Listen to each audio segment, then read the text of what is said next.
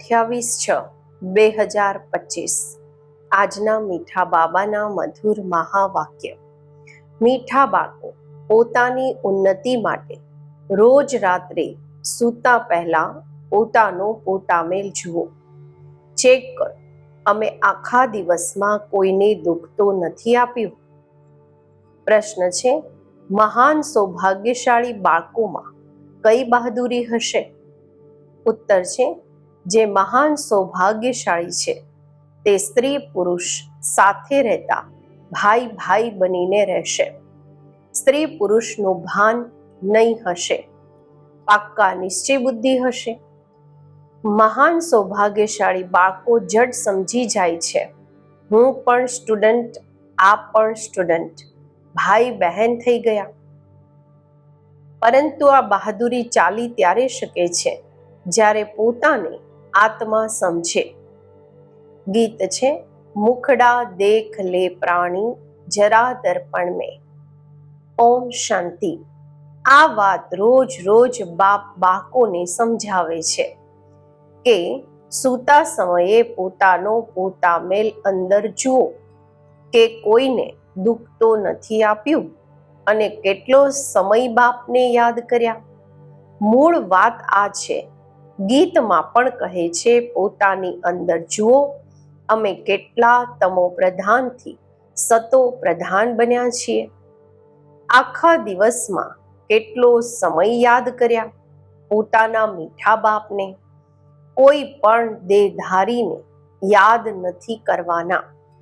સર્વ આત્માઓને કહેવાય છે, પોતાના બાપને યાદ કરો. હવે પાછા જવાનું છે. ક્યાં જવાનું છે? શાંતિધામ થઈને નવી દુનિયામાં જવાનું છે. આ તો જૂની દુનિયા છે ને. જ્યારે બાપ આવે ત્યારે સ્વર્ગના દ્વાર ખુલે. હમણાં આપ બાળકો જાણો છો, આપણે સંગમયુગ પર બેઠા છીએ. આ પણ વંડર છે, અદ્ભુત છે. જે સંગમયુગ પર આવીને સ્ટીમરમાં બેસીને પછી ઉતરી જાય છે. હમણાં તમે સંગમયુગ પર પુરુષોત્તમ બનવા માટે નાવમાં બેઠા છો, પાર જવા માટે. પછી જૂની કળિયુગી દુનિયાથી દિલ ઉઠાવી લેવાનું છે. આ શરીર દ્વારા ફક્ત પાર્ટ ભજવવાનો હોય છે. હવે આપણે પાછા જવાનું છે, ખૂબ ખુશીથી. મનુષ્ય મુક્તિ માટે કેટલું માથું મારે છે, પરંતુ મુક્તિ, જીવન મુક્તિનો અર્થ નથી સમજતા.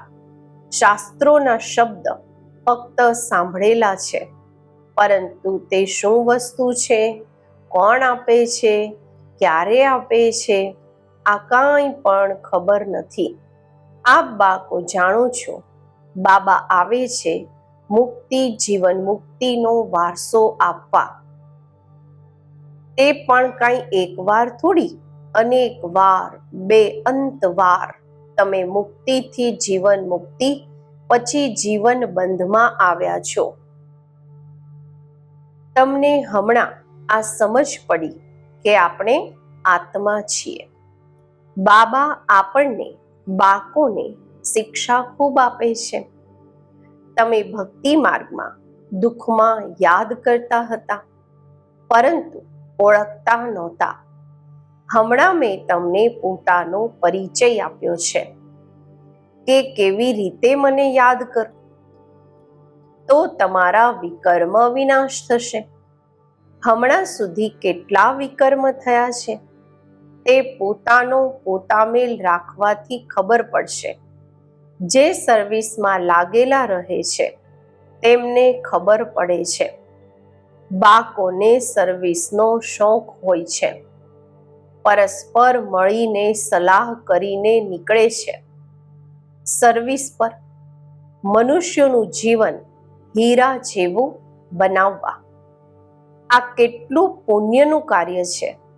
આમાં ખર્ચા વગેરેની પણ કોઈ વાત નથી. ફક્ત હીરા જેવા બનવા માટે બાપને યાદ કરવાના છે. પુખરાજ પરી, સબ્જ પરી પણ જે નામ છે તે તમે છો. જેટલા યાદમાં રહેશો એટલા હીરા જેવા બની જશો. કોઈ માણેક જેવા, કોઈ પુખરાજ જેવા બનશે.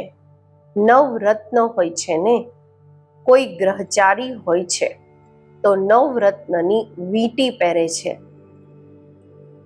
ભક્તિ માર્ગમાં અનેક ટોટકા એટલે કે મંત્ર આપે છે. અહીં તે બધા ધર્મવાળાઓ માટે એક જ ટોટકો છે, મન મના ભવ. કારણ કે ગોડ ઇઝ વન.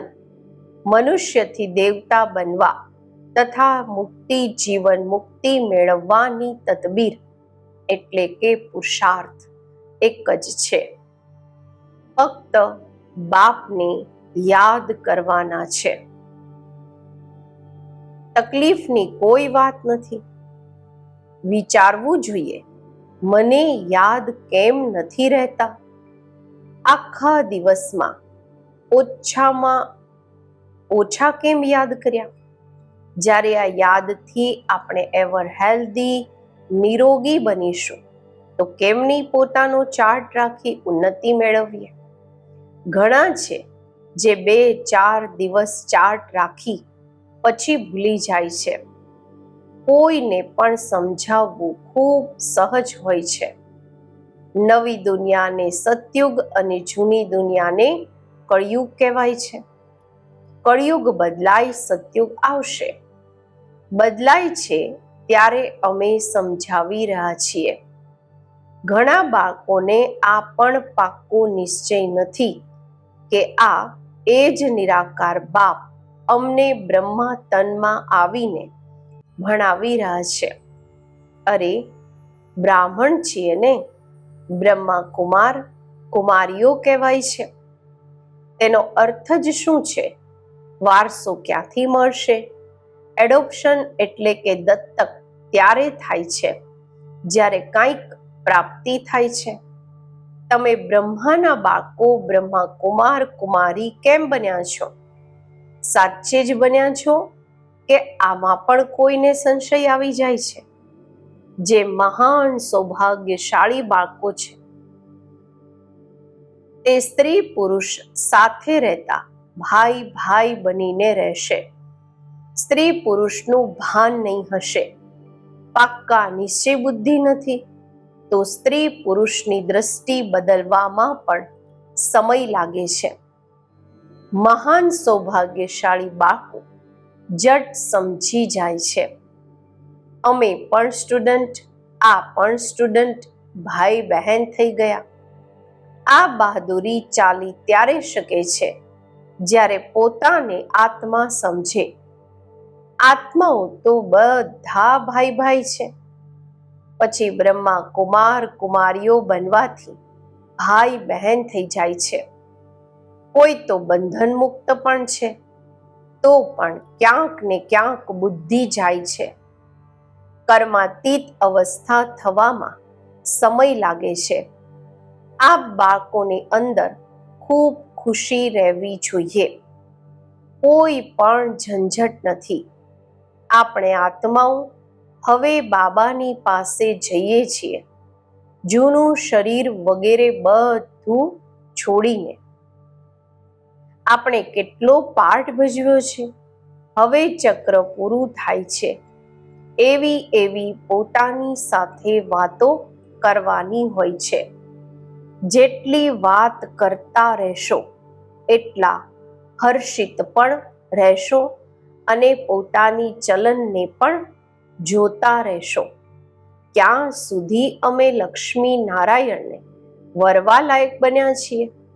બુદ્ધિથી સમજાય છે હવે થોડાક સમયમાં જૂનું શરીર છોડવાનું છે. તમે એક્ટર્સ પણ છો ને, પોતાને એક્ટર્સ સમજો છો? પહેલા નહોતા સમજતા, હમણાં આ નોલેજ મળી છે તો અંદર ખુશી ખૂબ રહેવી જોઈએ. જૂની દુનિયાથી વૈરાગ, નફરત આવવી જોઈએ. તમે બેહદના સંન્યાસી, રાજયોગી છો. આ જૂના શરીરનો પણ બુદ્ધિથી સંન્યાસ કરવાનો છે. આત્મા સમજે છે આની સાથે બુદ્ધિ નથી લગાવવાની. બુદ્ધિથી આ જૂની દુનિયા, જૂના શરીરનો સંન્યાસ કર્યો છે. હવે આપણે આત્માઓ જઈએ છીએ. જઈને બાપને મળીશું. તે પણ ત્યારે થશે જ્યારે એક બાપને યાદ કરશે. બીજા કોઈને યાદ કર્યા તો સ્મૃતિ જરૂર આવશે. પછી સજા પણ ખાવી પડશે અને પદ પણ ભ્રષ્ટ થઈ જશે. જે સારા સારા સ્ટુડન્ટ હોય છે તે પોતાની સાથે પ્રતિજ્ઞા કરી લે છે કે અમે સ્કોલરશિપ લઈને જ છોડીશું. તો અહીં પણ દરેકે આ વિચારમાં રાખવાનું છે કે અમે બાપ પાસેથી પૂરું રાજ્ય ભાગ્ય લઈને જ છોડીશું. તેમની પછી ચલન પણ એવી જ રહેશે. આગળ ચાલી પુરુષાર્થ કરતા કરતા ગેલપ કરવાની છે. તે ત્યારે થશે જ્યારે રોજ સાંજે પોતાની અવસ્થાને જોશે. બાબાની પાસે સમાચાર તો દરેકના આવે છે ને. બાબા દરેકને સમજી શકે છે. કોઈને તો કહી દે છે કે તમારામાં તો તે દેખાતું નથી. આ લક્ષ્મીનારાયણ બનવા જેવો ચહેરો દેખાતો નથી. ચલન, ખાન, પાન વગેરે તો જુઓ. સર્વિસ ક્યાં કરો છો? પછી શું બનશો? પછી દિલમાં સમજે છે અમે કાંઈક કરીને દેખાડીએ. આમાં દરેકે ઇન્ડિપેન્ડન્ટ એટલે કે સ્વતંત્ર પોતાની તકદીર ઉચ્ચ બનાવવા માટે ભણવાનું છે. જો શ્રીમત પર નથી ચાલતા તો પછી આટલું ઊંચું પદ પણ નહીં મેળવી શકે. હમણાં પાસ નહીં થયા તો કલ્પાંતર નહીં થશે. તમને બધા સાક્ષાત્કાર થશે. અમે કયું પદ મેળવવાને લાયક છીએ? પોતાના પદનો પણ સાક્ષાત્કાર કરતા રહેશો. શરૂમાં પણ સાક્ષાત્કાર કરતા હતા. પછી બાબા સંભળાવવા માટે મનાઈ કરી દેતા હતા. અંતમાં બધી ખબર પડશે કે અમે શું બનીશું. પછી કાંઈ નહીં કરી શકો. કલ્પાંતરની આ હાલત થઈ જશે. ડબલ સેતાજ, ડબલ રાજ્ય ભાગ્ય મેળવી નહીં શકો. હમણાં પુરુષાર્થ કરવાની માર્જિન ઘણી છે. રેતાના અંત સુધી 16,108ની મોટી માળા બનાવવાની છે. અહીં તમે આવ્યા જ છો નરથી નારાયણ બનવાનો પુરુષાર્થ કરવા.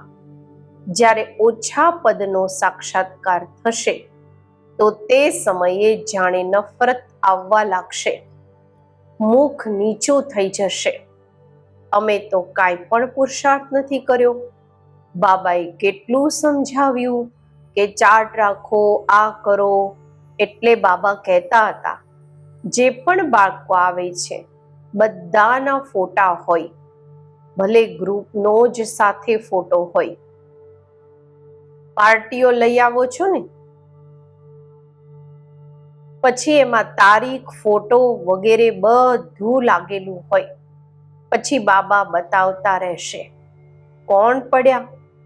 બાબાની પાસે સમાચાર તો બધા આવે છે. બતાવતા રહેશે કેટલાને માયા ખેંચી ગઈ, ખતમ થઈ ગયા. બાળકીઓ પણ ખૂબ પડે છે. એકદમ દુર્ગતિ થઈ જાય છે. વાત ન પૂછો. એટલે બાબા કહે છે બાળકો ખબરદાર રહો. માયા કોઈને કોઈ રૂપ ધરીને પકડી લે છે. કોઈના નામ રૂપની તરફ જુઓ પણ નહીં. ભલે આ આંખોથી જુઓ છો, પરંતુ બુદ્ધિમાં એક બાપની યાદ છે. ત્રીજું નેત્ર મળ્યું છે, એટલે કે બાપને જ જુઓ અને યાદ કરો. દેહ અભિમાનને છોડતા જાઓ. એવું પણ નહીં આંખો નીચે કરીને કોઈની સાથે વાત કરવાની છે. એવા કમજોર નથી બનવાનું. જોવા છતાં બુદ્ધિનો યોગ પોતાના બિલવેટ પ્રિય માશુકની તરફ હોય. આ દુનિયાને જોવા છતાં અંદરમાં સમજે છે આ તો કબ્રિસ્તાન થવાનું છે. આની સાથે શું કનેક્શન રાખીશું? શું સંબંધ રાખીશું? તમને જ્ઞાન મળે છે, તેને ધારણ કરી તેના પર ચાલવાનું છે. આ બાળકો જ્યારે પ્રદર્શન વગેરે સમજાવો છો તો 1000 વાર મુખથી બાબા બાબા નીકળવું જોઈએ. બાબાને યાદ કરવાથી તમારો કેટલો ફાયદો થશે? શિવ બાબા કહે છે, મામેકમ યાદ કરો તો વિકર્મ વિનાશ થશે. શિવ બાબાને યાદ કરો તો તમો પ્રધાનથી સતો પ્રધાન બની જશો. બાબા કહે છે, મને યાદ કરો, આ ભૂલો નહીં. બાપનો ડાયરેક્શન મળ્યું છે, મન મના ભવ. બાપે કહ્યું છે, આ બાબા શબ્દ ખૂબ સારી રીતે ઘોટતા રહો. આખો દિવસ બાબા બાબા કરતા રહેવું જોઈએ, બીજી કોઈ વાત નહીં. નંબર 1 મુખ્ય વાત આ જ છે. પહેલા બાપને જાણો, આમાં જ કલ્યાણ છે. આ 84ના ચક્રને સમજવું તો ખૂબ સરળ છે. બાળકોને પ્રદર્શનમાં સમજાવવાનો ખૂબ શોખ હોવો જોઈએ.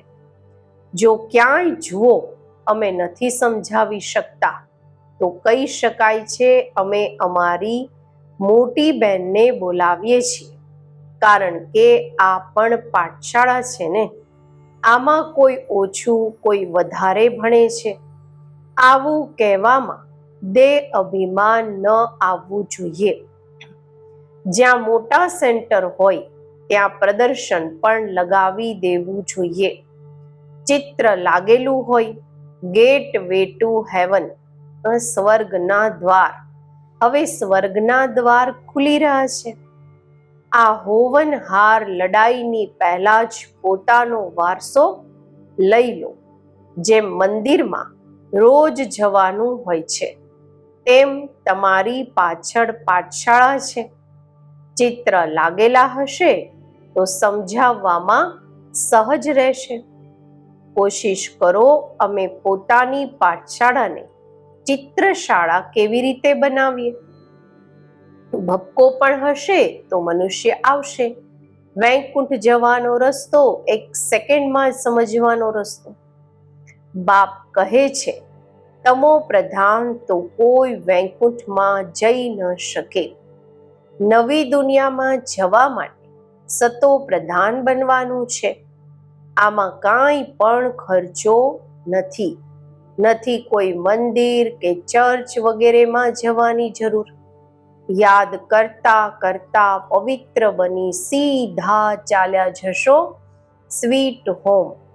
અમે ગેરંટી કરીએ છીએ, તમે ઇમ્પ્યોરથી અપવિત્રથી પ્યોર પવિત્ર આવી રીતે બની જશો. ગોળામાં ગેટ એટલે કે દ્વાર મોટો હોવો જોઈએ. સ્વર્ગનો ગેટ કેવી રીતે ખુલે છે? કેટલું ક્લિયર છે, સ્પષ્ટ છે. નર્કનો ગેટ બંધ થવાનો છે. સ્વર્ગમાં નર્કનું નામ નથી હોતું. કૃષ્ણને કેટલા યાદ કરે છે, પરંતુ આ કોઈને ખબર નથી પડતી કે તે ક્યારે આવે છે. કાંઈ પણ નથી જાણતા. બાપને જ નથી જાણતા. ભગવાન આપણને ફરીથી રાજયોગ શીખવાડે છે. આ યાદ રહે તો પણ કેટલી ખુશી થશે. આ પણ ખુશી રહે અમે ગોડ ફાધરલી સ્ટુડન્ટ છીએ. આ ભૂલવું કેમ જોઈએ? અચ્છા, મીઠા મીઠા સિકિલધા બાકો પ્રતિ માત પિતા બાપ દાદાના યાદ પ્યાર અને ગુડ મોર્નિંગ. રૂહાની બાપના રૂહાની બાકોને નમસ્તે. આપણે રૂહાની બાકોના રૂહાની બાપને નમસ્તે. ધારણા માટે મુખ્ય સાર. પહેલું છે, આખો દિવસ મુખથી બાબા બાબા નીકળતું રહે. ઓછામાં ઓછું પ્રદર્શન વગેરે સમજાવતા સમયે મુખથી 1000 વાર બાબા બાબા નીકળે. બીજું, આ આંખોથી બધું જ જોવા છતાં એક બાપની યાદ હોય. પરસ્પર વાત કરતા ત્રીજા નેત્ર દ્વારા આત્માને અને આત્માના બાપને જોવાનો અભ્યાસ કરવાનો છે. આજનું વરદાન: દરેક સેકન્ડ અને સંકલ્પને અમૂલ્ય રીતે વ્યતીત કરવા વાળા અમૂલ્ય રત્ન ભવ. સંગમયુગના દરેક સેકન્ડની પણ ખૂબ વધારે વેલ્યુ છે. જેવી રીતે 1નો લાખ ગુણા બને છે, તેવી રીતે જો 1 સેકન્ડ પણ વ્યર્થ જાય છે તો લાખ ગુણા વ્યર્થ જાય છે. એટલે આટલું અટેન્શન રાખો તો અલબેલાપણું સમાપ્ત થઈ જશે. હમણાં તો કોઈ હિસાબ લેવા વાળા નથી, પરંતુ થોડા સમય પછી પશ્ચાતાપ થશે, કારણ કે આ સમયની જ બહુ જ વેલ્યુ છે. જે પોતાની દરેક સેકન્ડ દરેક સંકલ્પને અમૂલ્ય રીતે વ્યતીત કરે છે, તે જ અમૂલ્ય રત્ન બને છે. સ્લોગન છે, જે સદા યોગયુક્ત છે તે સહયોગનો અનુભવ કરતા વિજયી બની જાય છે. અવ્યક્ત ઈશારા: આત્મિક સ્થિતિમાં રહેવાનો અભ્યાસ કરો. અંતર્મુખી બનો. આત્મા શબ્દ સ્મૃતિમાં આવવાથી જ રૂહાનિયતની સાથે શુભ ભાવના પણ આવી જાય છે. પવિત્ર દ્રષ્ટિ થઈ જાય છે. ભલે કોઈ ગાળો પણ આપી રહ્યા હોય, પરંતુ આ સ્મૃતિ રહે કે આ આત્મા તમોગુણી પાર્ટ ભજવી રહી છે, તો એનાથી નફરત નહીં કરશે. એના પ્રત્યે પણ શુભ ભાવના બનેલી રહેશે. ઓમ શાંતિ.